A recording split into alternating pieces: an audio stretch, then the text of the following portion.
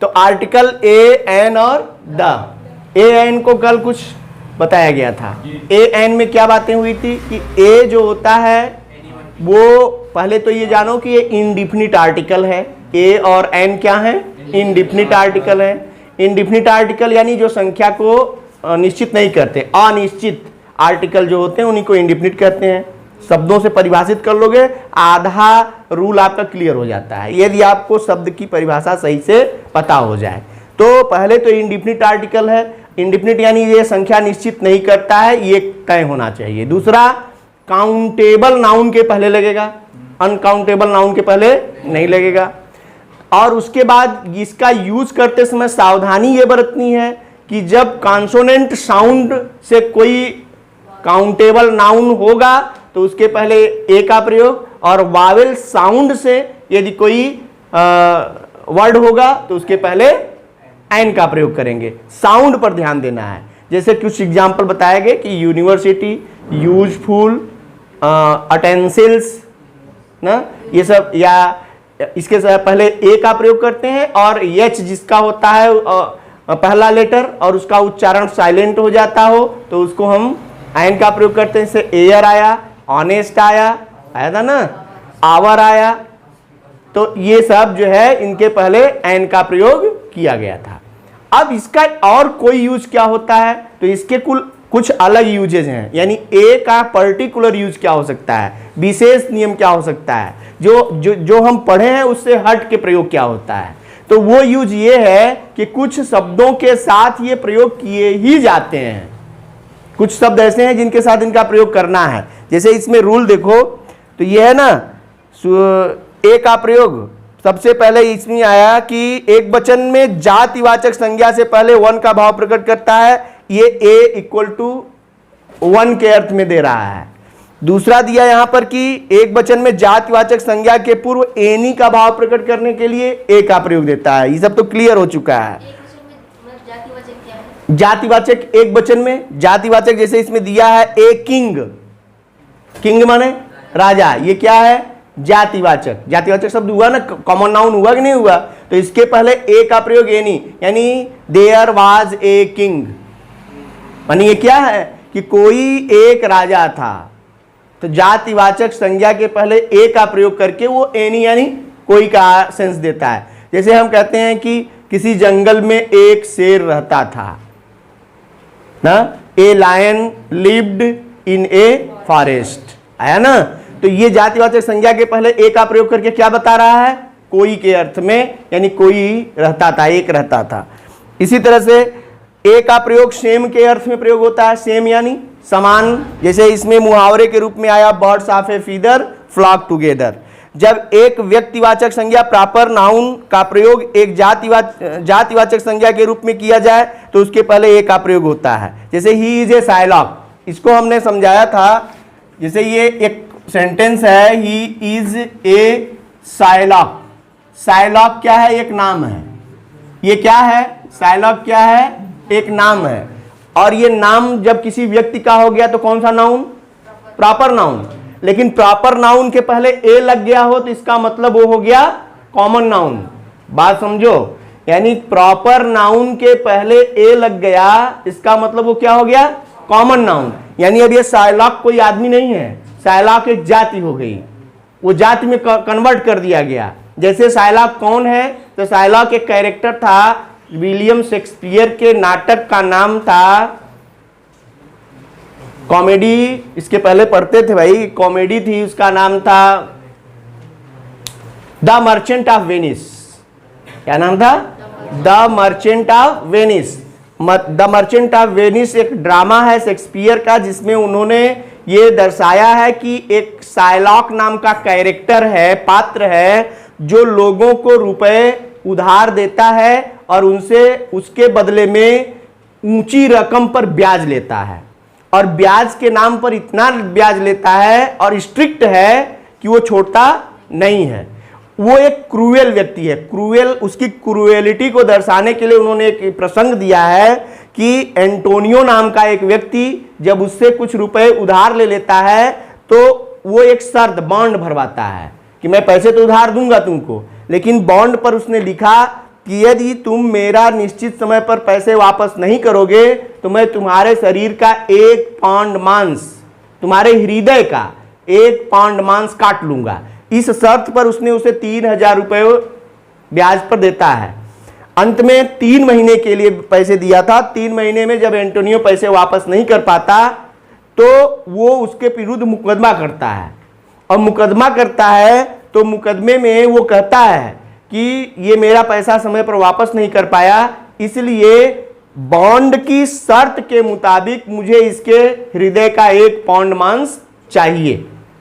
तो उसका एक मित्र होता है बैसेनियो एंटोनियो का, वो आता है बीच में और वो कहता है कि तुम चाहे जितना धन ले लो। उसमें वो अमीर हो गया होता है, पहले वो गरीब रहता है, बाद में बहुत अमीर हो गया होता है। तो बैसेनियो उसके पास शर्त रखता है कि तुम मेरे मित्र को छोड़ दो, जितना कहो तुम्हें सोने के स्वर्ण मुद्राएं, जितना कहो तुम्हें चांदी की मुद्राएं मैं दे दूं, लेकिन तुम इनको छोड़ दो। यहां तक कि बॉक्स में भर भर के मुद्राएं आती हैं कि एंटोनियो के बराबर भी यदि वो मुद्राएं लेना चाहता है तो दिया जाएगा, लेकिन वो इस बॉन्ड के हिसाब से जो 1 पाउंड मांस हृदय का मांग रहा है वो बदल जाए। तो एंटोनियो और शाइलॉक एक दूसरे के शत्रु भी हैं, मानसिक शत्रु। तो इसलिए शाइलॉक इस बात पर जिद पर आ जाता है कि उसे पैसे नहीं चाहिए। तब वो कहता है कि अब मुझे कुछ नहीं चाहिए, मुझे बॉन्ड के हिसाब से अपना न्याय चाहिए। यानी वो केवल एक ही चीज चाहता है कि इसके हृदय का 1 पाउंड मांस निकालूं और ये मर जाए। और अंत में बॉन्ड के हिसाब से यही होता है कि एंटोनियो अपना मांस देने के तैयार हो जाए और शाइलॉक अपना चाकू लेकर के एंटोनियो के हृदय का मांस काटने के लिए तैयार हो जाता है। यानी इतना निर्दयी है कि हद कर देता है और पूरी तरह से तैयार होता है। उसी समय एक वकील होती है, पोर्शिया नाम की वकील आती है, वो बीच में वकालत करती है और वो बताती है कि ये गलत है। वो नियमों को अध्ययन करके आती है और बताती है राजा को वहां कि ये गलत है। किसी भी व्यक्ति से उसके मांस को मांगना या किसी व्यक्ति का हत्या करना, भाई मांस मांगना मतलब उसकी हत्या करना, यह ईसाइयों के कानून में बिल्कुल गलत है। और जो व्यक्ति इस तरह का षड्यंत्र रखता है उस व्यक्ति के खिलाफ उल्टी मुकदमा दायर की जाए और जिसको उसने फंसाया है वही उसकी पूरी संपत्ति का मालिक होगा और उसे जो है कारागार में डाल दिया जाएगा। यानी मुकदमा उल्टा हो जाता है। तो शाइलॉक अपने ही जाल में फंस गया। तो शाइलॉक एक कैरेक्टर के रूप में क्रिएट हो गया। किस कैरेक्टर के रूप में? एक क्रूएल पर्सन, यानी जिसको बिल्कुल वो तैयार नहीं है। उसको दया का भाव सिखाया जाता है, दया दिखाने के लिए प्रेरित किया जाता है, लेकिन वो इन सब बातों पर नहीं आता।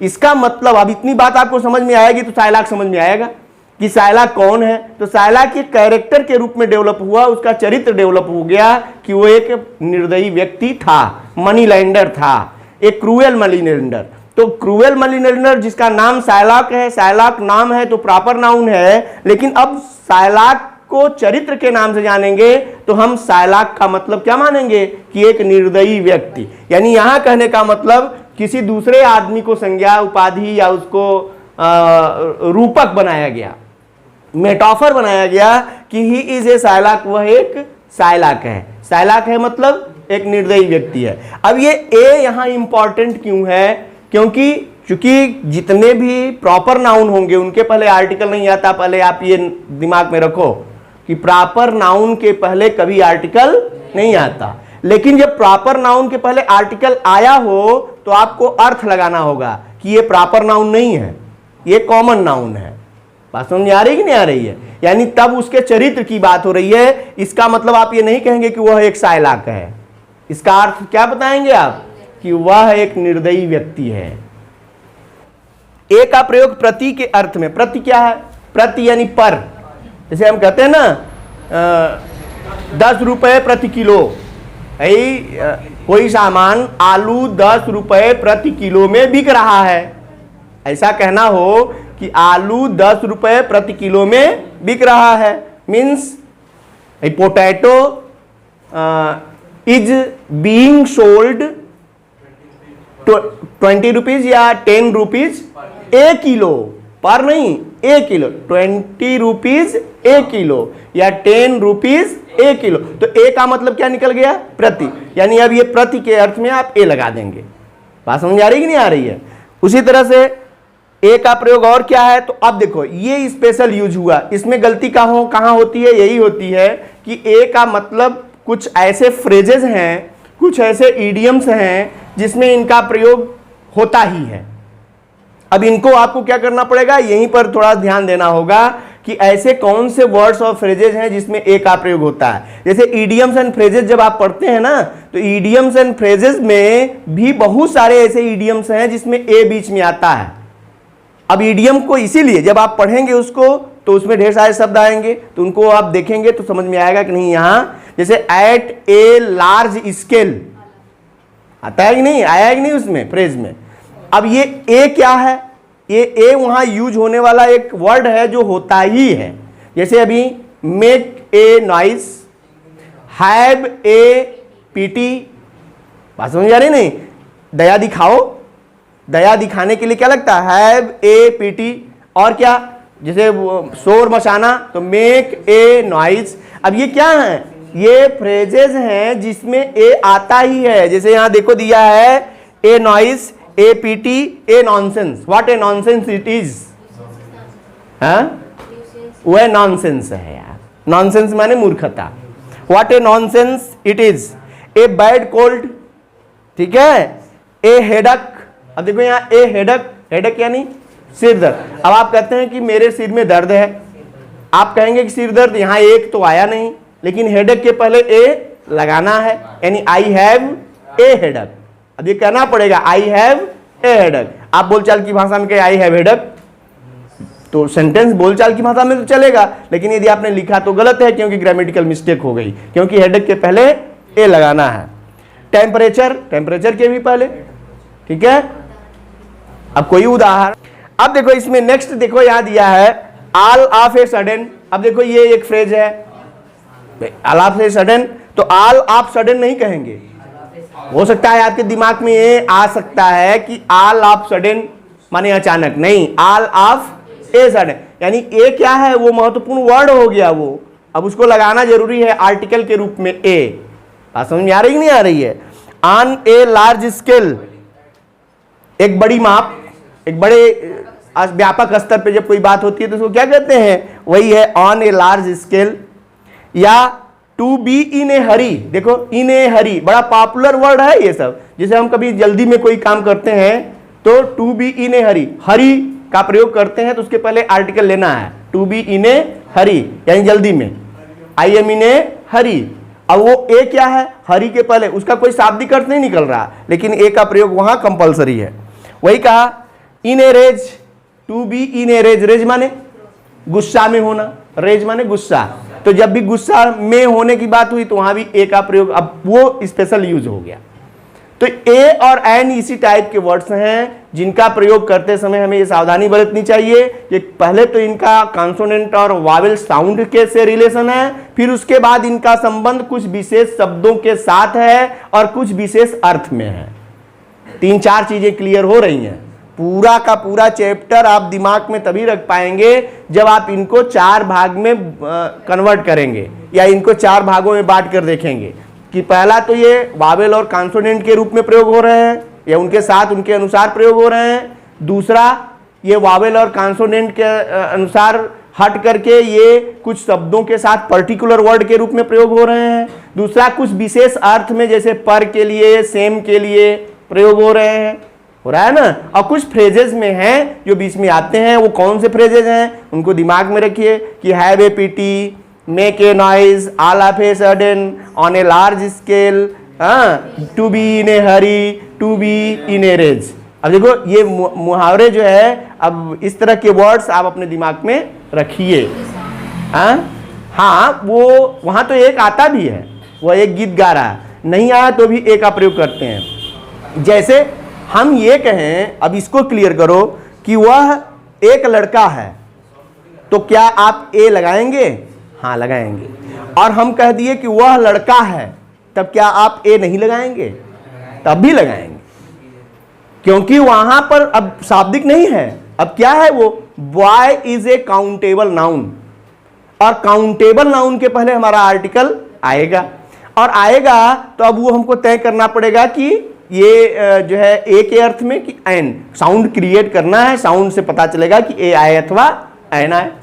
बात समझ आ रही कि नहीं आ रही है? तो वहां अब ये नहीं देखना है कि एक आएगा तभी, जैसे सिंग ए सॉन्ग कह रहे हो, क्या सिंग सॉन्ग होगा क्या?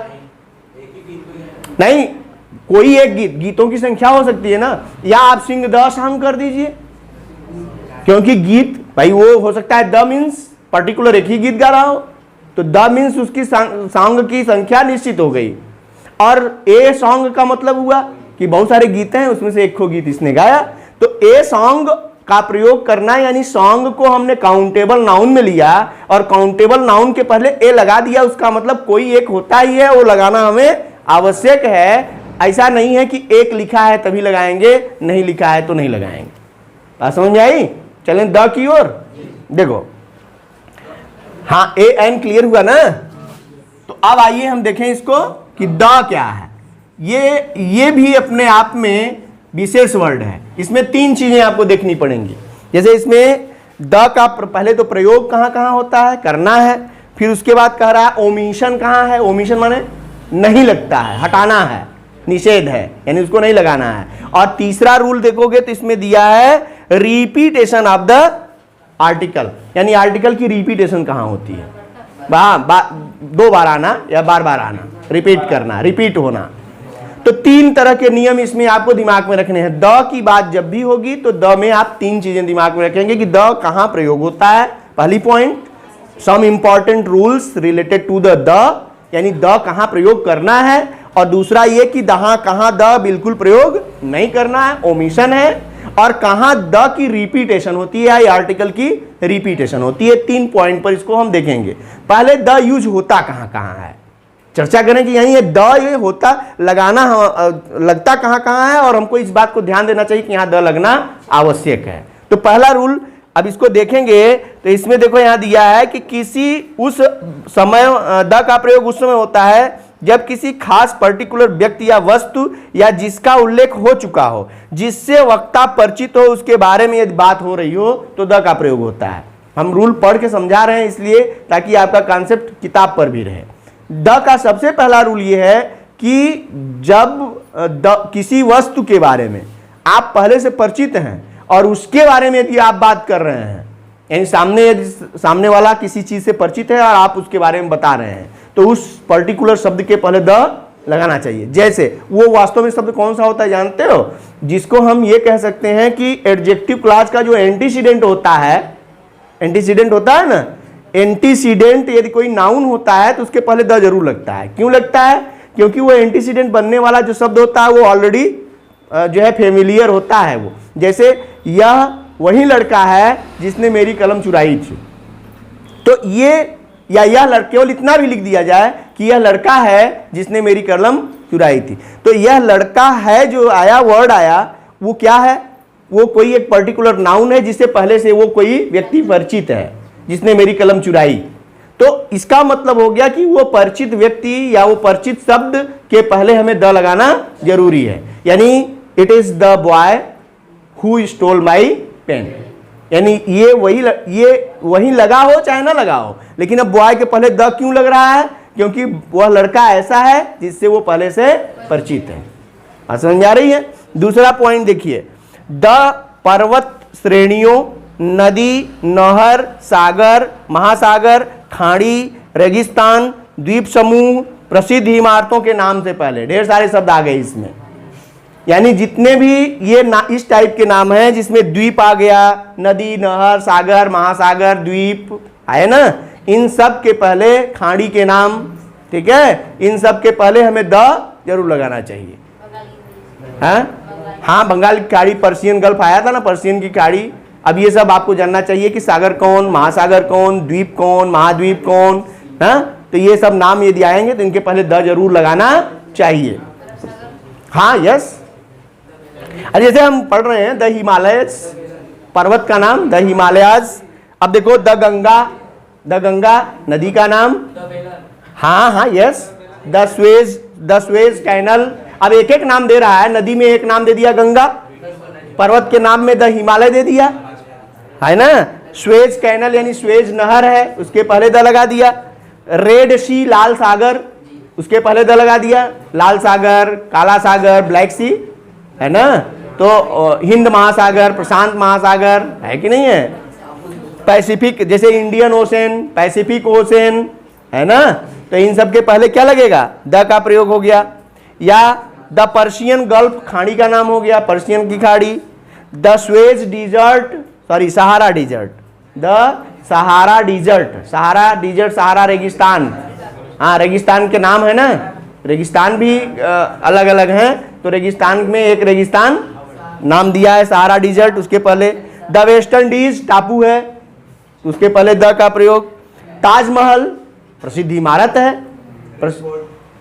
Highest the red fort, Lal Qila के पहले द का प्रयोग। पर्वत शिखरों से पहले द का प्रयोग नहीं होता, पर्वत शिखर। अब देखो यहां पहले ही डाल दिया कि ओमिशन है ये, यानी आप इसको पर्वत समझ के द मत लगा देना, क्योंकि पर्वत और पर्वत शिखर अलग अलग होते हैं। पर्वत शिखर अलग अलग हैं, जैसे माउंट एवरेस्ट क्या जो वो है वो शिखर है, और हिमालय पर्वत जो है वो पूरा पर्वत है। तो अलग अलग जो पर्वत शिखर हैं उनके नाम के पहले द नहीं लगाना, हिमालय के पहले द लगाएंगे लेकिन माउंट एवरेस्ट के पहले द नहीं लगाएंगे, यही कहा इसने। हाँ कहा है, कैनल नहीं आया, हाँ बहुत सारे सुरंग हैं, अब वो अलग अलग हैं, उनके साथ द का प्रयोग किया जाएगा। ध्यान दो, एक वचन के कॉमन नाउन जब वे समस्त जाति या वर्ग का बोध कराते हैं तो उनके पहले द का प्रयोग होता है। समस्त जाति का प्रयोग करवा रहे हो कोई कॉमन नाउन तो उनके पहले द का प्रयोग किया जाता है। जैसे cow, the cow is a useful animal, the cow is a useful animal. Cow is नहीं, द काऊ इज, क्योंकि काऊ किसके लिए, समस्त जाति के लिए जब आ गई तो उसके पहले द यही ना किया है, the cow is a useful. The dog is a faithful animal, कुत्ता एक वफादार जानवर होता है, द लगाया।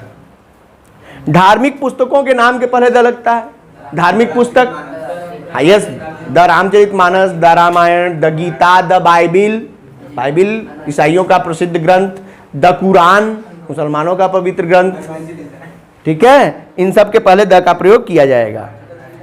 लेकिन जब पुस्तक के पहले कवि या लेखक का नाम दिया हो, फिर ध्यान से समझो, यहां ओमिशन भी दे दिया इसी में कि द का प्रयोग करना है, लेकिन यहां करना नहीं है। कब, जब धार्मिक पुस्तकों के पहले कवि या लेखक का नाम दिया हो तो द का प्रयोग नहीं किया जाना है। जैसे वाल्मीकि's रामायण, केवल रामायण लिखना है तो द लगाएंगे, और ये वाल्मीकि's रामायण लिखना है तो वाल्मीकि's द रामायण नहीं लिखेंगे, क्योंकि उसके राइटर का नाम उसके साथ जुड़ा हुआ है। समझ आई ना।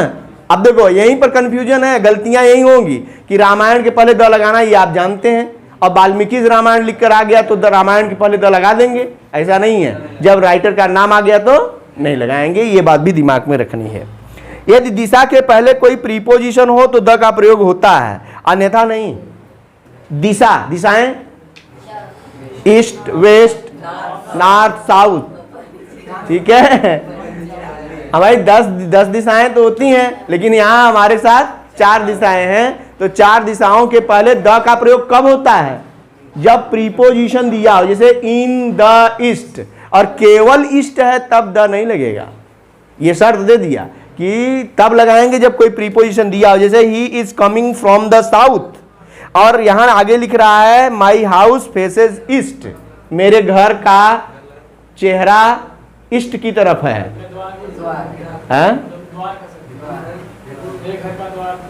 हाँ मुख या द्वार, फेस कह रहा है ना, फेस, तो वो फेस का मतलब मुख या उसका द्वार ही कह लो कि पूर्व दिशा में है। और यहाँ इन कोई प्रीपोजिशन नहीं आया इसलिए द नहीं लगाया। और इसके पहले वाले वाक्य में देखो, he is coming from the south, वह दक्षिण से आ रहा है, यानी दक्षिण दिशा से, तो फ्रॉम आया ना, फ्रॉम प्रीपोजिशन आया, इसलिए इसके साथ द का प्रयोग किया गया है। बड़ी सावधानी से समझो इसको, क्योंकि एक भी पॉइंट मिस हुई तो आप वहीं पे गलत करेंगे, ठीक है। नेक्स्ट देखिए, द प्रॉपर नाउन के पहले कोई एडजेक्टिव हो तो द का प्रयोग होता है। प्रॉपर नाउन माने व्यक्तिवाचक संज्ञा, उसके पहले कोई एडजेक्टिव आ जाए। जैसे अभी एक मूवी आई थी the great Bhagat Singh, Bhagat Singh the great, ऐसे कुछ लिख कर आया था ना, तो ये जो आ रहा है the great Shakespeare, the immortal Gandhi, मतलब क्या, गांधी के पहले द नहीं लगेगा, भगत सिंह के पहले द नहीं लगेगा, शेक्सपियर के पहले द नहीं लगेगा, लेकिन यदि उनके पहले कोई एडजेक्टिव हमने जोड़ दिया तो उनके पहले द लगा सकते हैं। बात समझ आ रही कि नहीं आ रही है? तो वही कहा इसने। समाचार पत्रों के नाम के पहले, समाचार पत्रों के नाम बताइए। जैसे भाई हिंदी न्यूज़पेपर्स के नाम ले लो, दैनिक जागरण, अमर उजाला, दैनिक भास्कर वगैरह वगैरह। अंग्रेजी समाचार, the times of India, the Hindustan times, और भी जितने, जैसे द टाइम्स पत्र हैं, उनके साथ द का प्रयोग आपको करना अनिवार्य है। दूसरा, जहाज यानी एरोप्लेन, शिप्स जो पानी की जहाज हैं, या ट्रेनों के नाम के पहले। जैसे अब ट्रेन के नाम बताओ। हाँ, जम्मू तवी, शताब्दी एक्सप्रेस, वंदे भारत, ये सब है ना, ये सब नाम है ट्रेन। और तथा देश और भौगोलिक नामों के पहले द लगता है। कुछ यहाँ एक शब्द जोड़ दिया है, यही सब के साथ नहीं लगा सकते। द उत्तर प्रदेश नहीं कह सकते, लेकिन द पंजाब कहेंगे। क्यों कहेंगे? 5 नदियों वाला ये राज्य है, इसीलिए इसके पहले द का प्रयोग होता है। द डेक्कन, डेक्कन नदी ही है, सॉरी डेक्कन प्रदेश है। और द साउथ, ये दक्षिण के लिए प्रसिद्ध है कि दक्षिण का डेक्कन, तो डेक्कन के पहले द लगता है। या United state of America, America के पहले द का प्रयोग होता है। क्यों लगता है? क्योंकि वो यूनाइटेड स्टेट्स के नाम से जाना जाता है, संयुक्त राज्य, यानी वहाँ जो राज्य हैं वो संयुक्त रूप से हैं, इसीलिए उनको संयुक्त राज्य के रूप में जाना जाता है, इसलिए उसके पहले द का प्रयोग किया जाता है। समझा?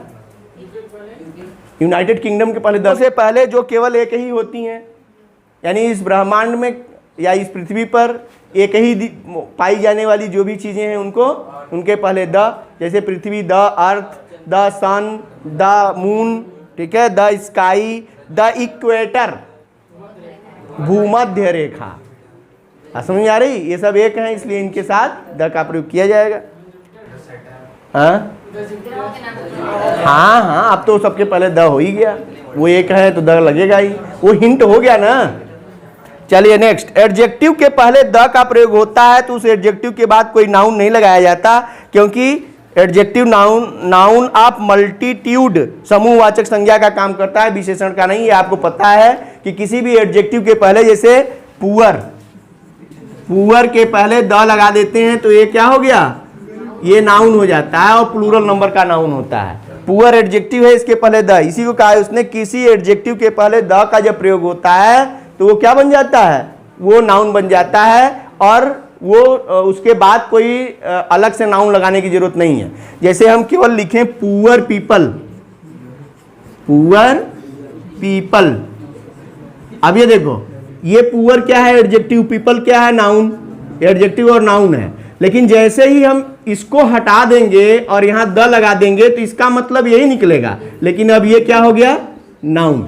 अब ये पुअर यहाँ एडजेक्टिव है, यहाँ हो गया नाउन, और नाउन होगा तो इसके साथ कोई भी नाउन नहीं रहेगा, तब ना होगा। तो ये क्या हो गया? पीपल हट गया, और इसका अर्थ इसी में आ जाता है। द पुअर का मतलब गरीब लोग, द रिच अमीर लोग, ठीक है, या द इंग्लिश अंग्रेज लोग या ब्रिटिश लोग, ठीक है, इसी तरह से करते हैं।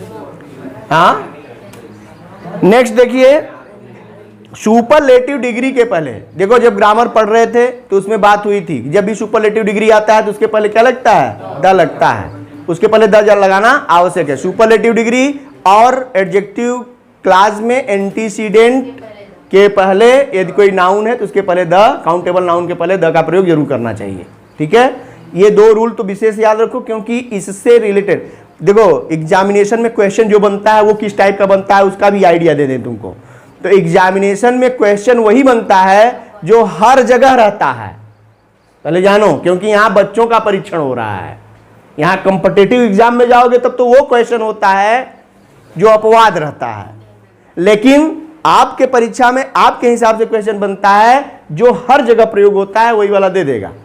जैसे अब सुपरलेटिव डिग्री के पहले द लगता है, अब आपको सुपरलेटिव डिग्री दे देगा तो ये तो कई बार आपने पढ़ा होगा ना, तो ये कॉमन हो गया, इनको आप मिस मत करिए कि सुपरलेटिव डिग्री के पहले द जरूर लगता है, तो सुपरलेटिव डिग्री के पहले द लगता है, इस बात को रखे रहेंगे तो ये आपका सब जगह का कॉमन क्वेश्चन है, इसलिए परीक्षा का क्वेश्चन बन सकता है। देखो होता क्या है कि जब बोर्ड एग्जामिनेशन के पेपर सेट होते हैं तो उसमें एक बात दिमाग में रखी जाती है कि बोर्ड स्टूडेंट जो होते हैं वो परीक्षार्थी बच्चे होते हैं, तो उनका आकलन ऐसे किया जाए कि उन्होंने साल भर अध्ययन किया है। यदि साल भर अध्ययन किया है तो बच्चा सही से करेगा, नहीं किया है तब गलत करके आएगा, तो आकलन उन्हीं का होता है। इसीलिए इसमें यह मंशा नहीं होती है कि आप हल न कर पाए ऐसा क्वेश्चन दिया जाए, बल्कि ऐसे क्वेश्चन दिए जाएं कि यदि लड़का कंटिन्यूअसली पढ़ रहा है तो हल कर लेगा।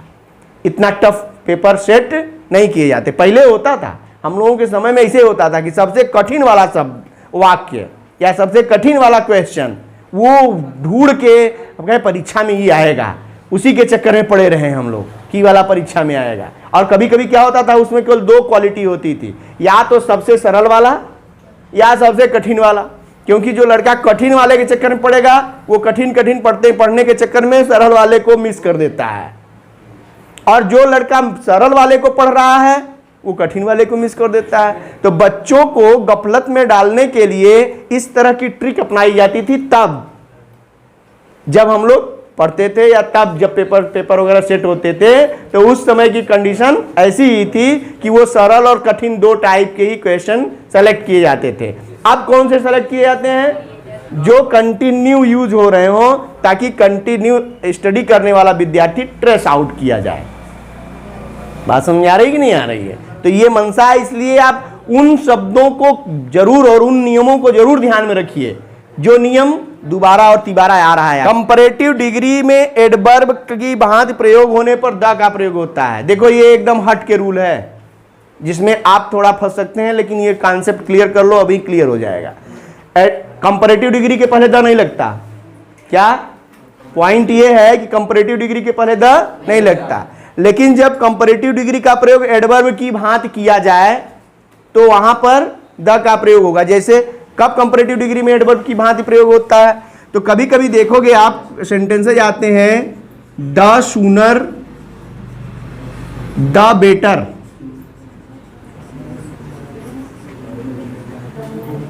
जितना जल्दी करो उतना ही अच्छा होगा, यही ना है?